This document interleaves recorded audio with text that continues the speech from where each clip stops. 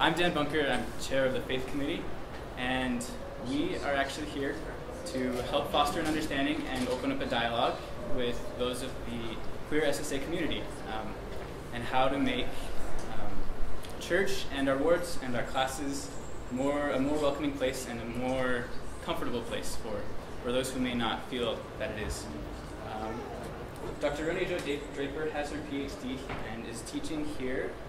She's a professor at the Department of Teacher Education at Brigham University.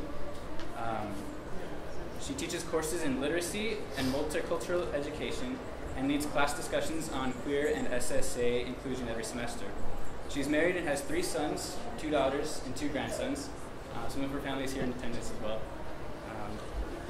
And Dr. Draper actually wrote an article recently for the editorial talking about how BYU's challenge is helping everyone feel loved. And that made a big impact in various social media circles. I actually know personally Dr. Draper very well. In my personal ward, or in my ward, when I actually came out, she was one of the first and one of the only ones of the leadership of the ward to reach out to me and make me feel welcome and make it a safe place. So I thank her for that. I've had a chance to take her gospel instruction course in church about 3 times, and it's very good. It's very different each time, but it's great stuff. So without further ado, welcome Professor Draper.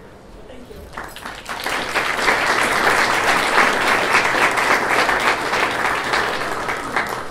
I'm super happy to be here, and I'm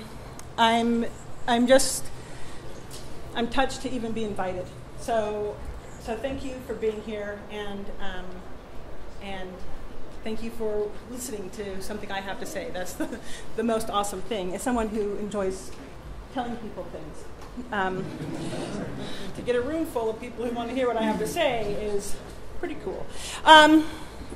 First of all, I want to say, obviously, I'm not representing the Church of Jesus Christ of Latter-day Saints in what I'm talking about tonight, so we're all clear on that. I'm not even representing BYU, right? So we'll make that perfectly clear. I work there, I'm a scholar there, but the ideas that I'm putting out here are my ideas. And they're informed, obviously, by scripture, my own personal study. They're also informed by my reading of the scholarly literature around how to create safe spaces for queer and SSA folks. And so that's because I'm a teacher educator. I prepare middle school and high school teachers to go out into schools and to do good things with kids. I naturally have to talk about ideas around helping teachers create safe spaces in schools for LGBTQ youth, and so this is something I naturally do. So thank you for being here. The other thing that I want to point out, I really didn't understand, I didn't really know where to enter this conversation, and so I had to make some assumptions about this group, because I didn't know really, I had a sense, I knew who was invited. I didn't know, of course, who would exactly show up and what level of understanding folks would have. So here's what I'm assuming about the group. Okay, here's the assumptions I made as I was putting my thoughts together for this presentation. I'm assuming that you have some basic understanding of LGBTQ or queer SSA issues. Okay, if not, then I'm going to encourage you to go look it up, Google it. That information is super out there and available for all to read. So I'm going to assume that you have some basic understanding. I'm also going to assume that the people in this room are here with goodwill, that mostly people here want to be friendly, they want to be allies, they want to be supportive, and they're looking for ideas for how to do that. So I'm not going to start off by explaining why we ought to love queer people or any of that. I'm going to assume that you were all there. And that we don't need to know the why. What we're going to talk about is the how. What that looks like. Okay. I love this quote, and I like this idea that as LDS folks, at least folks who profess affiliation through Christ, we ought to be the most loving. This shouldn't be hard for us. This is part of our doctrine to love other people, and we should be examples to other people at the very front edge of what it looks like to be loving, accepting, kind, gracious, all of those sorts of things. And so I love that this is sort of the expectation that we have. And so I want us all to begin by thinking about, where do I stand in loving others and expressing acceptance, affirmation for queer and SSA folks. On the one hand, we may be adversaries. I'm assuming that the adversaries didn't show up. If you did, I'm not really interested in what you have to say right now. That's not loving, right? I'll work on that. So an adversary is someone, their feelings are marked by, they feel hate, they feel disgust by the idea of same-sex attraction or transgender, whatever kind of the kind of things that fall under the queer umbrella. They may feel prejudice. They may feel pity. They just feel sorry for queer people. Like, oh, that's sad. Like, like there's a real kind of a sorrowful thing. And then what happens with these feelings is that it comes out in behaviors that look like bullying, shaming others, perhaps shunning others, and their families. I want to make it clear that sometimes, obviously, folks who are queer or same-sex attracted, they're having challenges of being bullied, shunned, shamed. Their family members also are experiencing a lot of those sorts of things as well. And this is what happens when we're sort of adversarial, right? You may consider yourself sort of a bystander. The bystanders have feelings of ambivalence. They're like, well, whatever, queer, whatever. I mean, they're just sort of like, they're not really sure how they feel about it, so they don't think about it too much, perhaps. They may even have some tolerance. I don't really love this word because I always think I tolerate a headache. And so just tolerating other people seems not very kind. And but we might sort of put up with people around us. We're not going to shame them, but we'll just kind of like whatever, they're here.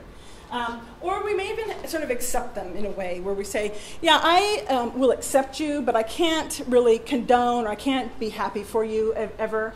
That they have those sorts of feelings. Often when a person is a bystander, they just sort of do nothing. It's not like they're going out of their way to be hurtful, although in a lot of ways the bystander ends up hurting anyway, because they're sort of doing nothing. They're just kind of hanging out in the space. On the other hand, these are what I believe are more friendly positions to take up, and we'll talk about that. A person may be an ally. I consider myself an ally. These folks have feelings that are marked by acceptance. They're also accepting, but then also even admiration, that they admire the perspective that queer folks can provide in a situation, that they understand that being around and being in the midst of queer people can be actually helpful, and that there's something beautiful about that whole deal. And they have appreciation. And so their efforts, their behaviors look like is that they want to support queer SSA folks. They want to nurture the individual. They want to help the individual be the best person they can be, and do the things that would make that possible. And they also want to support their families. On this really far end is an advocate. I also consider myself an advocate. I'm here, I'm actually presenting and talking to all of you. I'm doing things in a way that advocate for queer SSA folks. I do that in my teaching at BYU when I work with with pre-service teachers. I'm advocating for them. I really try to help them understand that if they're going out into schools and being teachers, they need to be at least allies. They probably need to be advocates. And so that's sort of this sort of spectrum or this continuum. And what I want you to do is think about, where do you stand right now in your feelings and behaviors toward queer SSA folks, and think about, how do I sort of move over a little bit so that I can be more supportive and more loving toward everyone, okay? So I'm going to structure the rest of my words around this quote for Strength of Youth manual, or the standards, and to use that as an idea of how do we go about being a good friend? What does that even look like? Okay? And then I'm going to stop for a minute, and I'm going to get actual oxygen in me. Okay, I'm going to do better now. So, sorry, I'm going to wander around and snack you. The first thing that we need to do is actually show interest in others. Okay? So we can do this in a couple of ways. I think, first of all, if you're straight and you don't have a lot of interactions with queer folks, take, I don't know, 10 minutes. If you have more time, take more time. But take 10 minutes and even imagine what it must be like for a queer person to have the courage to show up at church. Just show enough interest to imagine that. The other thing that I ask you to do is show enough interest to educate yourself, to find out what is the situation around being queer, and around that for folks who are trying to live out their faith, especially, or people who are trying to maybe transition out of their faith, whatever that is. Show enough interest to find out. I've prepared handouts. We ran out, look on, make a friend, look over a shoulder, somebody. But there are resources on that handout, and I'll talk about those toward the end. So think about how you just show interest toward somebody. Ask people. Let me do some outing of myself. I am the mother of a queer son. I have 3 sons. 2 of them are straight, and 1 of them is queer. And when he came out, people quit asking him about his life, right? They quit asking him, and I see a lot of queer folks saying, "Yep, been there." All of a sudden, I don't exist. And so they quit asking him about how, are you dating? How are things going? How are things at school? They just quit asking those questions. And that's such a shame. We need to continue to be interested in each other. That's really important for all of our well-being. Imagine if you went to a room and no one was curious about how you were doing. That would hurt. And so we need to be interested in one another. All right. Clicker. We need to let other people, and including the queer and SSA folks around us, we need to let them know that we care about them. And part of that is asking questions about them, how are they doing. But I think the other thing that we need to do is, if you're straight, out yourself as an ally. Let folks know that you even exist. And this is what my husband and I do when we're serving in a singles ward.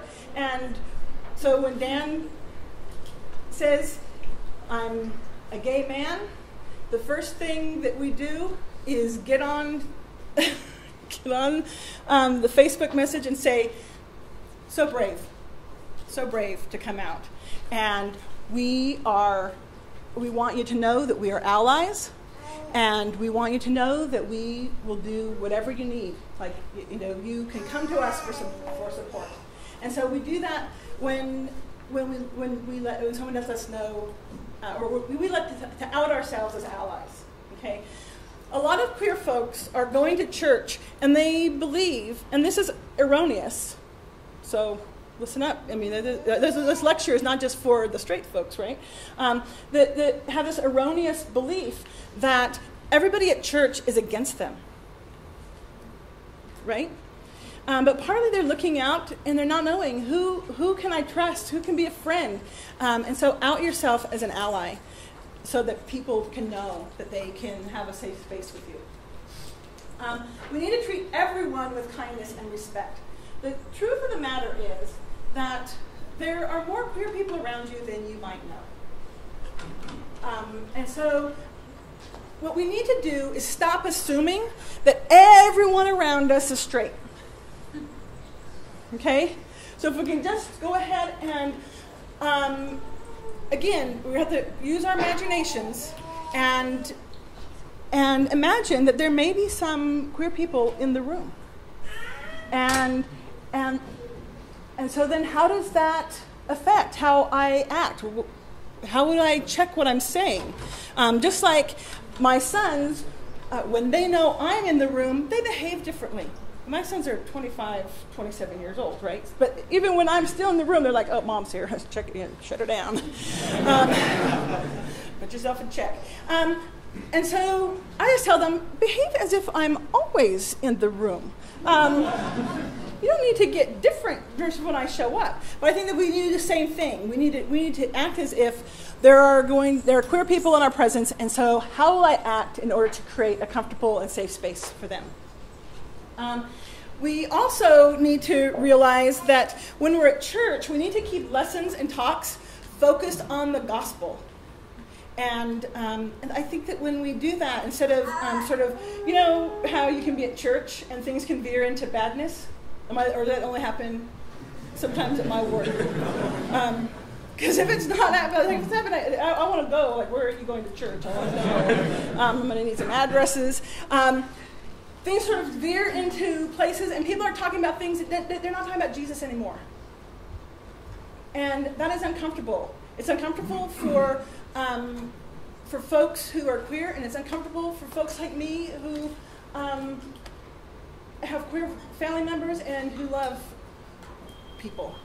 And so we need to stop that, okay? We need to refrain, to sort of put it on hold, our judging and our criticizing. It's not necessary. The atonement of Christ unburdens us from judging. The moment you feel like you're going to judge, just go, oh, wait, now I remember Christ has got that one. He is totally taking care of that. I can be about some other work. I can do some other things. I can love people and embrace them and wonder about them and help them. And Christ could take on all the judging and all of that stuff. So we can refrain from that. We can realize, I guess I get frustrated at church when people talk about sin. Lately, they've just been talking about gay folks. And that is really frustrating for me because I'm straight and I'm a sinner. And so let's all just stop the pretense and realize we have all sinned.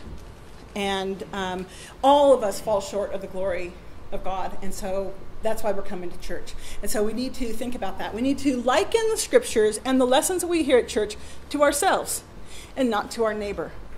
You know what I'm saying? This is something that we can practice in conference this weekend. So when we're hearing talks, we don't need to say, who needs to hear this? My brother.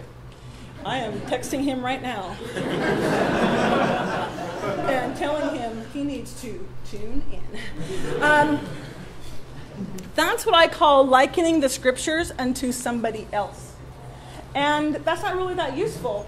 That I should be likening the scriptures unto myself. So every moment that you really want to think, oh, I'm going to print this off and highlight it and put it under somebody's pillow or slide it in their mailbox or whatever, however you like to communicate with people,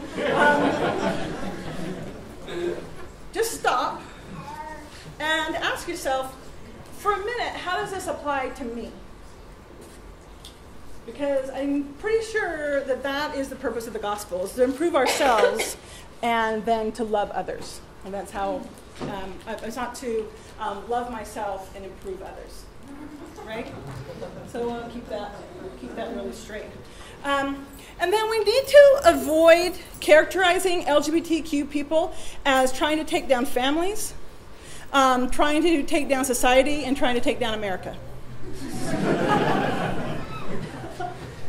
Because they're probably not. They're like, I mean, I don't know for sure. But the queer people I know are doing things like going to school, buying groceries, wondering if a quesadilla will be enough for dinner tonight. You know, just sort of normal kinds of things. They don't have like a big plot for, you know, how do we destroy this place. They're clever, but so that we need to stop doing that, especially in our sacred places. There's no room for that in our sacred spaces, and we need to keep our spaces sacred and safe for everybody. We mustn't participate in any form of bullying. That even means we probably shouldn't bully straight adversaries. Okay, like don't bully anybody. Just knock it off. We need to realize that there are words that can hurt, and sometimes it's not just the words that hurt. I don't know if you've read the piece that I wrote for the Daily Universe, but if you look at some of the comments, there are a couple of individuals who were very disturbed by my use of the word queer, and because, in fairness, and I know one of the women personally who wrote that. She's a friend of my parents. I've known her since I was very young, and she has a gay daughter, and so I think that part of it is in that generation, when you use the word queer, there was never like a happy moment thought with it, and so part of that is re-educating ourselves on some of the terms. But and certainly it is possible to use words like queer and gay in ways that are hurtful. And so it's not just about the words, it's about how we put them together in expression and how we're using them. And we need to put ourselves in check. And again, this is a place where if you're not really sure how that works, if you're not really sure how you address transgender people or whatever, look it up. There are places where you can find this out and learn about words that hurt and learn about what to do about that, okay? And if you're an ally, when you're around in a situation where people are using hurtful words, stand up and help people understand that it's not okay. And say, oh, wait, well, we don't use that kind of language. Or I think that you may not have realized that what you just said could be hurtful, and so we need to stop. We need to realize that sometimes people say things and they say, well, I didn't mean to hurt. I don't care what your intent was. You hurt. If I poke you with a stick, does it hurt less if I say, you know what, I totally didn't mean to poke you? It'll hurt less than like, I totally meant that. So I need you to hurt a little bit more on that last poke. In this case, our intentions, they do matter, but if we really intend not to hurt, then we're going to be open to be educated by other people who say, whoa, that was pinchy. That hurt my feelings or whatever, and so that we can stand up against bullies. And so, speak up. And then finally, we need to be a friend to those who are too shy, too lonely, have special needs, or just simply don't feel included.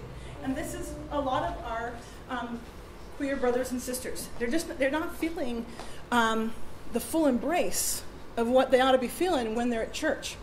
And it's not because they're feeling bad about themselves, it's because people around them are rejecting them. people around them are rejecting them. We are better than that, and we need to knock it off. We need to, when someone shows up to church, we need to embrace it and be happy that they're there and find ways to be loving. But it's also true if someone shows up at the grocery store. Love. We need to realize that LGBTQ individuals are at a higher risk of substance abuse, self-harming behavior, and suicide, not because of their queerness, but because of feeling rejected. And that once the rejection is not there, once there's acceptance and love and support and nurturing, then the incidence of self-harming behaviors, substance abuse, suicide decrease tremendously. And so I'm not going to cry right now. We need to be kind. 40% of the homeless youth in the state of Utah identify as LGBTQ. I don't know if you're really familiar with the statistics, but in the general population, that 40% of us aren't queer. And so it's an inordinate amount representation of queer folks who are homeless and who are youth. In the state of Utah, those queer homeless youth, 60% of them are from LDS homes. That should not happen. Not from a people who profess to put family first. No child should be put out on the street. Stop it. We can't. We need to embrace our youth. We need to let them know that they are welcome, let them know that they are loved, because they don't need to be homeless. We have homes for them. We bore them. We brought them here. We need to love them.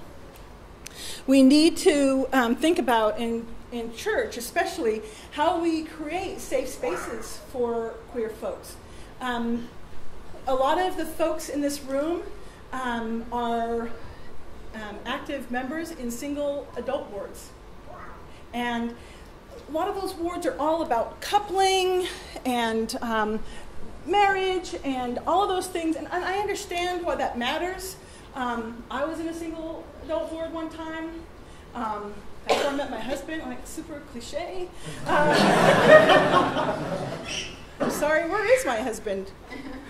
Oh, hi. And so I understand that. But I think that we need to be mindful in our wards that when we have activities that are all about couples and all about marriage and all about those sorts of things, we are in that moment excluding folks who maybe aren't on that path. And we need to be aware of that and think about how do I change up this activity so it doesn't feel like it's only for straight people. How is this going to be a place where it's okay to be queer, and think about how we do that. One of the things, if I'm a primary president, one of the things that can be troubling, for instance, is asking the group of children to divide up boys and girls. I know the boys over here and the girls over here. Imagine if you are a transgender youth, a transgender child in that moment. Like, where do I go? Like, I'm already now uncomfortable and confused. And we don't have to split people up, boy and girl. There are other ways to divide humans. And so, and that's just it's a simple, easy kind of thing. I was watching the news about a year ago or so. I explained this to my class. This is some of the things that we do. That the newscaster, it was really like a morning show, like Good Morning America, Today, whatever. And the newscaster was saying, every girl just dreams of her wedding and marrying her Prince Charming, I guess it was. Every girl dreams of marrying Prince Charming. But that's not even true. It's not. There's some girls who are like Prince Charming. She's thinking about some other things. And so we need to at least be open to that idea and not make this assumption. And then, because when we make those assumptions, when we say those things, we are excluding. We are throwing people to the edge. And so we need to check ourselves and make sure that we're being inclusive. So there we go. I ran through that in super speedy mode. Because I wanted to have some time for you all to think about some ideas and to discuss some ideas and to ask you some questions.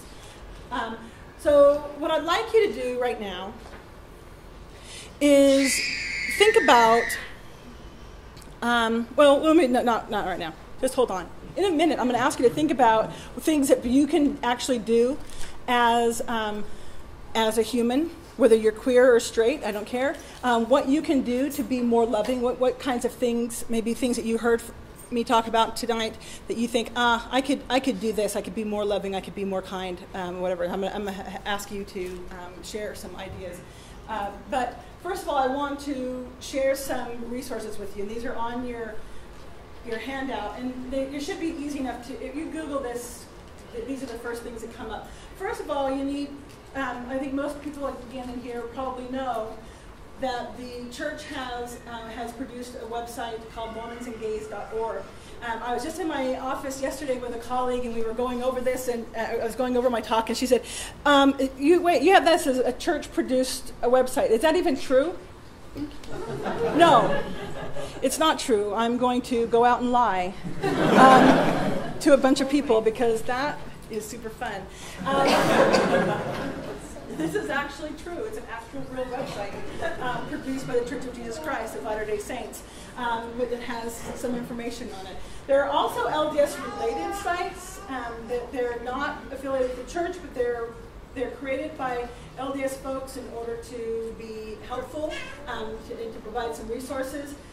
Those are there. They're I think quite useful. But I also want to point you out to these other websites or other online resources. The Family Acceptance Project is a project that is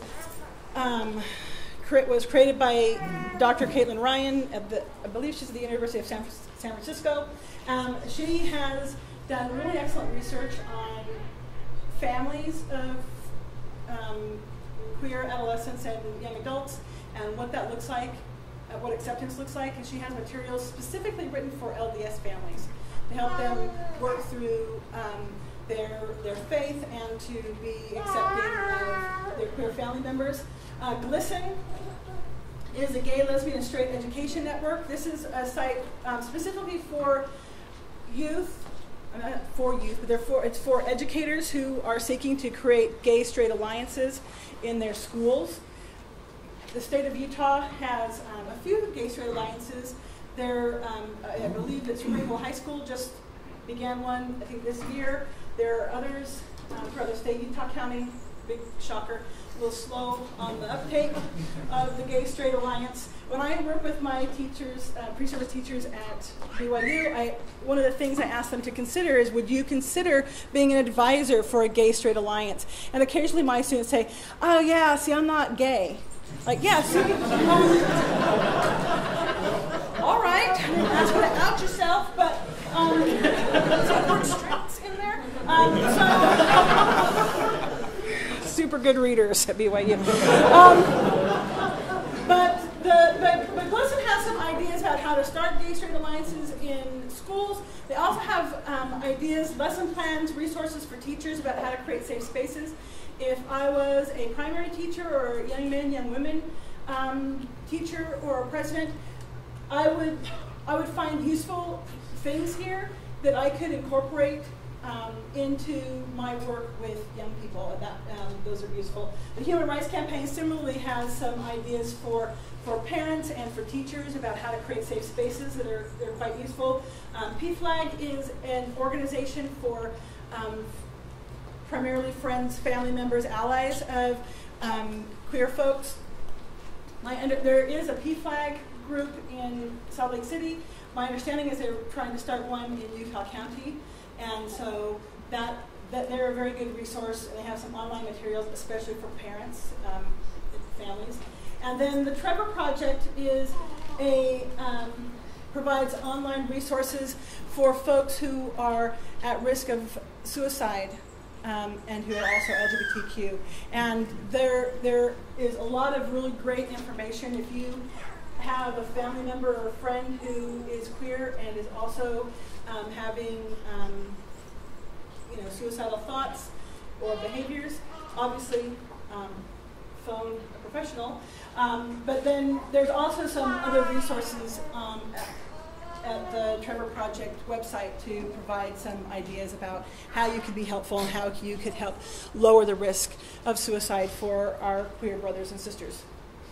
So, so there are some resources. So now what I would like you to do is turn to your neighbor, like make a friend, and talk about what are some things that you know you could do to create safer spaces and to show more love, more kindness.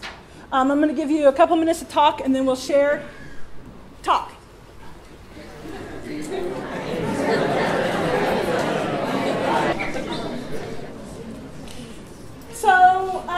So what ideas do you have for things that you could do to create safer spaces for queer folks, especially at church, but elsewhere? What kind of ideas did you share with one another? You guys were talking about the question I asked you to talk about. Yes? So something I kind of think is important, before you create these spaces, you don't have the right mentality of, even though maybe they worship, you realize the other person, their views are just as valid as yours are. Right. And so you have to go on just as accepting of them being completely against it, they are what you feel, what you are as a person, and just accept that they're human too, and they're entitled to that thought process, that belief, and this kind of thing. Right. That's fine. And I think from there, you can kind of build on creating that environment. Absolutely. So that we all have a responsibility to show love, right? Christ said, you've heard that you should love your neighbor. I'm telling you, love your enemy. Like, oh, yeah, that's a lot harder. I really can love people who agree with everything I say. They're so, I love those people. But the people who have disagreement, or where we have some different point of view, and especially how far apart those points of view are, then that's more of a challenge for me. Again, the challenge isn't for them to get on my page. The challenge is for me to show love regardless of the situation. But I think that's the challenge is when the weirdness comes up in church talks, right, or Sunday school comments and things like that. Right. You may disagree with their viewpoint, but at the same time, how do you sort of turn it and say, this really isn't the appropriate place for those kind of comments? You know what I mean? You still have to make it. Yeah. You can't just say, oh, yeah. That's loser, stop it. Yeah, you can't do it like that, right? I think you don't want to just let it go. No, I don't think that we can let it go. I think that's partly why people feel safe to be jerks at church. Was that judgy? But we feel unsafe for standing up for ourselves. And I think that we have to take a stand. We have to say, even something as gentle as saying, oh, that's, I get where you're going here, but I'd like to get back to the lesson.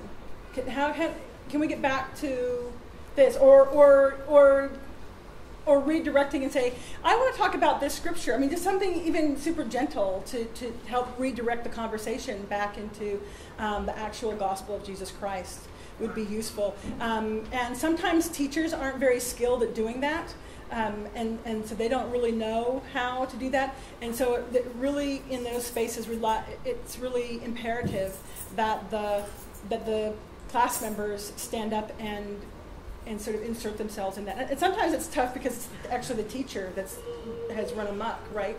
And so how do we gently do that? Sometimes in that public space isn't the place to say anything, and so that we might pull the person aside later and say, you know what, when you were saying those things, I understand where you're coming from, but I would like to let you know that hurt my feelings, and it would really help me out if you would refrain from doing that. And so coming from that place of that sort of quiet, non-confrontational place may be more useful. what other ideas do you have about how you can create safer spaces? Yes, ma'am. We need to quit telling people that they have no right to be offended. We can't keep telling people, well, you need to grow a tougher skin, or it's your decision that you get offended. We need to be more willing to say, thank you for coming forward to me and letting me know that that was an inappropriate comment. I didn't mean to hurt you, and I'm sorry. We need to be able to learn from experiences without dictating other people's feelings. Right, right. And say, well, that's on you for getting offended, because I didn't mean it. Yeah, that hurt. I mean, but we have to, again, we have to be that same kind of person, right? Who's saying, I'm going to let you know, and that pinched me. Part of what's happening, I think, is a lot of people don't realize how many people are hurting from the words they're using, because people are being quiet, people are going home and being sad. They're not even letting people know that they're being hurt. Yes. I think at the same time, though, it would help us a lot if we understand that a lot of people don't have the intentions of hurting, and so it's easier for us to understand that they're not attacking us. Like, people say, like, oh, that's gay all the time, like, small example. And I know they're like, oh, that's stupid. They're not saying, oh, I hate gay people, or oh, I hate that. Like, I just understand that people aren't intending any malice, so I don't take any malice from them. Now, I understand that we need to all be careful with our language. But if we choose to get nitpicky with everyone, we're going to be mad all the time. That is true. And there are some days where I just kind of like, wow, the whole day being mad. That's hard. But I think that I think we have to strike this happy medium, right? That we have to, instead of just saying, I'm going to accept all the hard things that people are saying, that we step in. I mean, certainly as a mother, as a teacher, I've always felt the need to do that, so that when my sons were saying things, one time my husband said to one of the boys, "You're throwing like a girl." And I said, "Do you mean like totally awesome?" I'm needing some clarification here, big fella. And so he said, "Oh, right. That's not okay." And so part of it is being willing to, I'm not super hurt by what my husband said. I know that he loves me, and I know that he doesn't think women are bad, less than kind of people. But I need to let him know, just as he lets me know when I go off track, that's not okay right now. And so when we can find ways to do this in kindness, maybe with humor. If you're not good at humor, don't try to bust out humor. That will hurt you. But we can find ways to express ourselves in ways that are building and not ways that tear people down. Yes? I was going to say, I think maybe an appropriate analogy to that is like if you're holding a 2x4 or something and you turn around and you clonk someone in the head. I mean, you weren't intending to clonk them in the head, but you did. So the person who gets hit, they shouldn't be expected to just sit there and be like, that totally didn't hurt because you didn't mean it. But you tell them, you hurt, and the person knows, okay, I need to watch what I'm doing now, so I'm not turning around and clonking people. Right, exactly. Right. So the problem is we live in a culture where we're all hanging on to all these 2x4s. We are. But it's very difficult to change the whole culture and get everybody to put down their 2x4s. You know what I'm saying? So while I agree that we all need to say, I realize there are these 2x4s and they're swinging around, we also have to recognize that we need to change the whole culture, and these cliches, you're throwing like a girl, or everything's gay, or you're Jewing somebody. Right. These 2x4s need to be put down. Absolutely, they do, and the challenge is that cultures don't change by some big pronouncement, right? They change in individual interactions.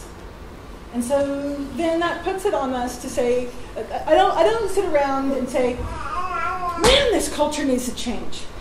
I say, what is my role in helping shape this culture? What is my role in helping create a space in my home that's safe? My husband and I are committed that our home is for sure a safe space. We can't control a lot of things out and about, but we can make sure our home is safe, and we can make sure that everyone who comes into our home understands that they're safe, and that I can make sure. I mean, obviously, I don't have a problem speaking up. My husband's like, shut it down.